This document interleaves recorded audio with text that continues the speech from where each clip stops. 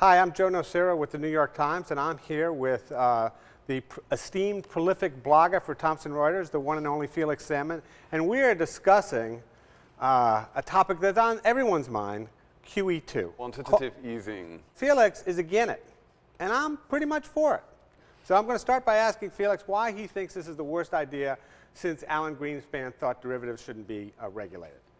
It's not. It's not inherently a bad idea. The Fed has an obligation to try and do everything it can to pull this economy out of its present slump, and it can't lower interest rates any more than it's already done. So this is the only thing that it has left. What I worry about is that there's going to be all manner of weird unintended consequences. No one else in Washington is willing to do anything. This is absolutely true. Fiscal what we need is fiscal policy here. What we need to address unemployment is targeted spending by the government. And what you can't do is simply take monetary policy and use it to replace fiscal policy. And that's what Bernanke is trying to do, and that's my problem with QE2.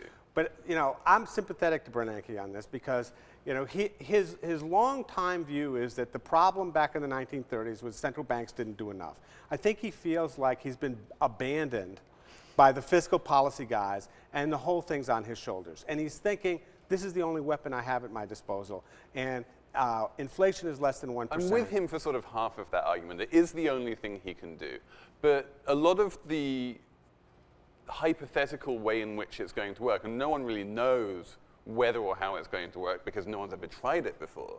But insofar as it works by bringing down interest rates and increasing the amount of confidence in the business community, both domestically and internationally. And what you're seeing is a huge amount of opposition and fear to this policy, both among politicians and businessmen in the US and very much among central bankers and other politicians internationally. The reason China and other countries are upset about it has to do with the notion that it's going to weaken currencies, it's going to weaken the US dollar, and then make our exports more attractive, which the Fed insists is not their goal, and they don't think that'll be a long-term thing.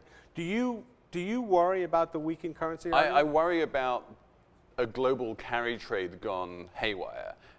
As you know, right now you can borrow dollars for free, invest them in all of these overvalued currencies like the Korean won or the Brazilian real or the South African rand, and so you have these countries which are desperately trying to bring in currency controls and desperately trying to weaken their own currencies to stay competitive, and you get this global currency war and you get protectionism, and we don't want any of that. And the more that we encourage that trade in the markets, the more danger we have that you're going to have this huge carry trade in the global markets, and then it's all going to come catastrophically unwound at some point in the future. Sadly, I generally agree on that point with Felix, which means there's fewer fireworks than we had wanted. Having said that, I enjoyed myself, Felix. Hope you did too. I did. We will be back soon. Again, this is Joe Nocera with the New York Times.